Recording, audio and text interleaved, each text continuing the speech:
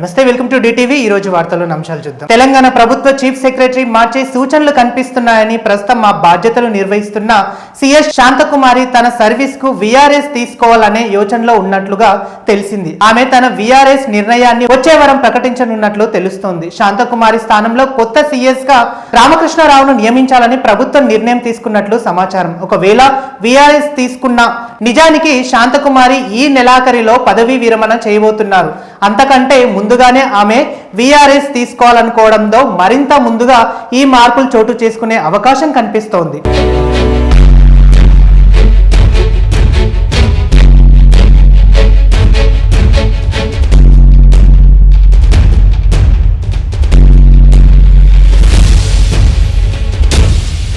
ఇక మరో అంశం చూస్తే రాష్ట్రంలోని విద్యా వ్యవస్థపై సీఎం రేవంత్ రెడ్డి సమీక్ష నిర్వహించారు.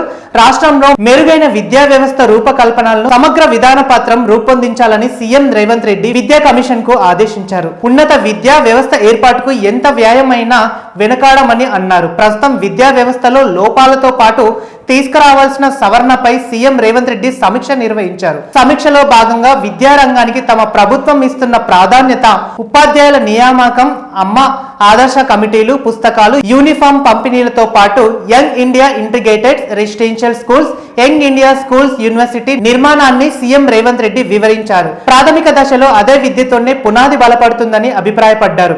ప్రాథమిక విద్యను బలోపేతం చేస్తే ఉన్నత చదువుల్లో విద్యార్థులు మరింత మెరుగు రాణిస్తారని ఆయన తెలిపారు.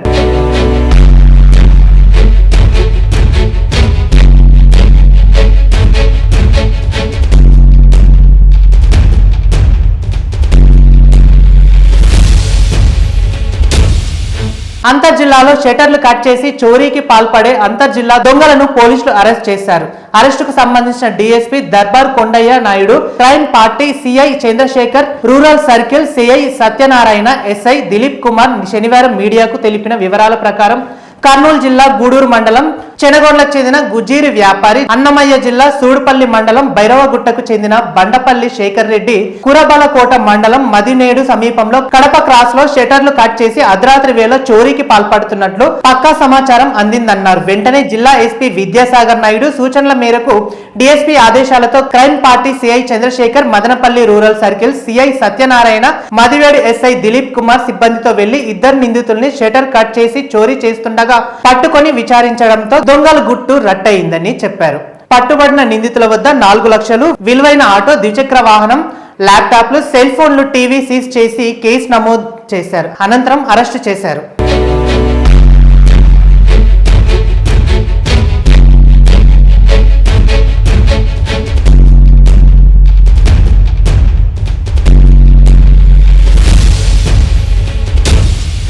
స్థానిక సంస్థ ఎన్నికలకు జూలైలో ఎన్నికలు నిర్వహించాలని భావిస్తున్నట్లు సమాచారం. ఎన్నికల ఏర్పాటుకైనా చర్చిస్తున్నట్లు తెలుస్తోంది.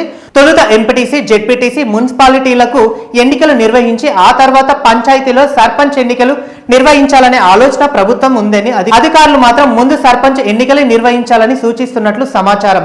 గ్రామాల్లో సర్పంచ్ల పదవీ కాలం ముగిసి ఇప్పటికే ఏడాదికి పైగా అయ్యిందని, కేంద్రం నుంచి రావాల్సిన 1700 కోట్లకు పైగా నిలిచివేయాలని వివరాలకు సర్కిల్ దృష్టికి తీసుకెళ్లారు. మొదట సర్పంచ్ ఎన్నికలను నిర్వహించి ఆయా పాలక వర్గాలు వివరాలకు కేంద్రానికి నివేదిస్తే నిలిచిపోయిన నిధులు వచ్చేందుకు అవకాశం ఉంటుందని వివరిస్తున్నారు.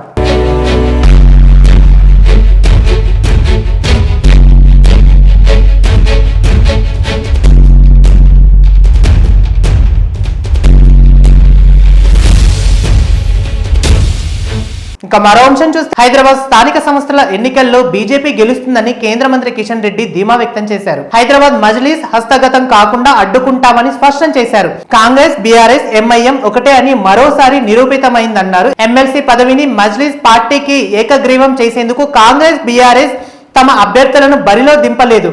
ఎంఐఎం కు అడ్డుకట్ట వేయాల్సిన అవసరం ఉందని ఆయన వ్యాఖ్యానించారు.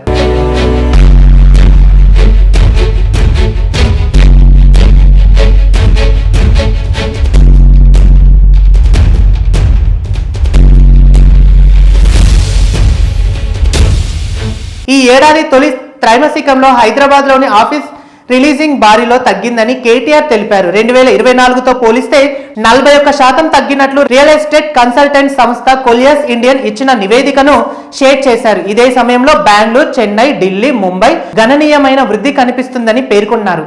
కొత్త ఐటీ పార్కులు ఏర్పాట్లకు ప్లాన్ చేసే ముందు సీఎం రేవంత్ రెడ్డి ఈ విషయాన్ని గుర్తించి దిద్దుబాటు చర్యలు తీసుకోవాలని సూచించారు.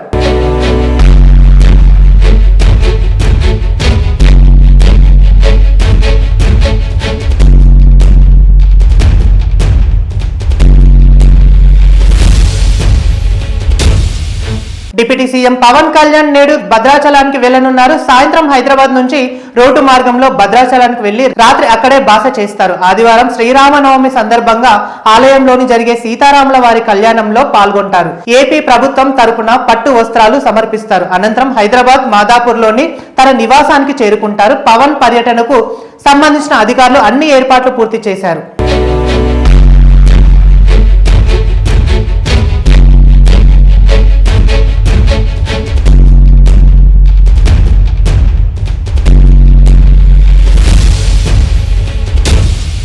ఇక మరో అంశం చూస్తే సీఎం రేవంత్ రెడ్డి రేపు ఓ సామాన్యుడి ఇంట్లో సన్న బియ్యం భోజనం చేయనున్నట్లు తెలుస్తుంది. భద్రాచలంలో జరిగే శ్రీరామనవమి ఉత్సవాలలో రేవంత్ రెడ్డి పాల్గొంటారు. సీతారామ కళ్యాణ వేడుకల్లో అనంతరం ఐటీడీఏ రోడ్లను ఓ సన్న బియ్యం లబ్ధిదారుడి ఇంట్లో సీఎం రేవంత్ రెడ్డి భోజనం చేస్తారని సమాచారం. ఈ స్కెడ్యూల్ ఇప్పటికే ఖరారు చేసిన భద్రతా కారణాల రీత్యా అధికారులు గోప్యంతో పాటిస్తున్నట్లు వార్తలు వస్తున్నాయి.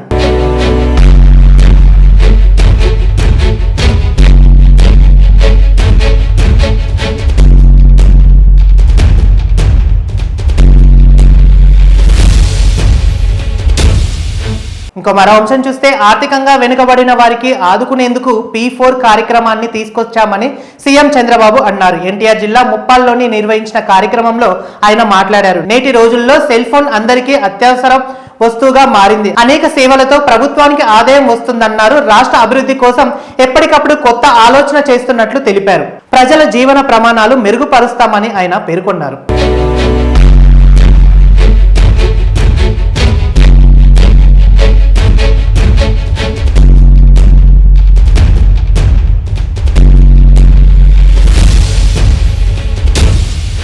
తిరుమలలో భక్తుల రద్దీ కొనసాగుతుంది. టికెట్ లేని వారికి శ్రీవారి సర్వదర్శనానికి 12 గంటల సమయం పడుతుంది. వైకుంఠ క్యూ కాంప్లెక్స్ లో 17 కంపార్ట్మెంట్ లో వెంకటేశ్వరుడి దర్శనాని కోసం భక్తులు వేచి ఉన్నారు. నిన్న శ్రీవారిని 66.327 మంది దర్శించుకోగా 26.354 మంది తలనీలాలు సమర్పించారు. హుండీ ఆదాయం 3.73 కోట్లు వచ్చినట్లు టీటీడీ అధికారులు వెల్లడించారు. ఇక ఇది ఇవాల్టి బులెటిన్ అప్డేట్స్. చూస్తూనే ఉండండి DTV న్యూస్.